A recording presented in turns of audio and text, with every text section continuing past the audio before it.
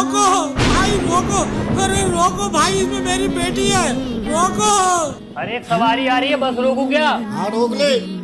अरे पापा, जाकर पापा आ रहे हैं, क्या करें अब? चलो पहले बुढ़े से ही चल के बात कर लेते हैं। क्या बात आ रही है, क्यों आ गए तुम यहाँ पर? बेटा मत जा, मेरी इज्जत को नीलाम मत कर, कल तेरी शादी है, मैं जमाने को क्या मुंह दिखाऊंगा?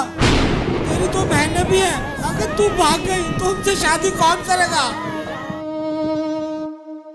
बेटा मेरी इज्जत तुम्हारे हाथों में है, अगर आज तुम इसे ले गए तो एक बूढ़ा बाप जीते जी मर जाएगा। बहुत बकवास कर ली इस बुढ़े ने, बस चलने वाली है, चलो अलीशा।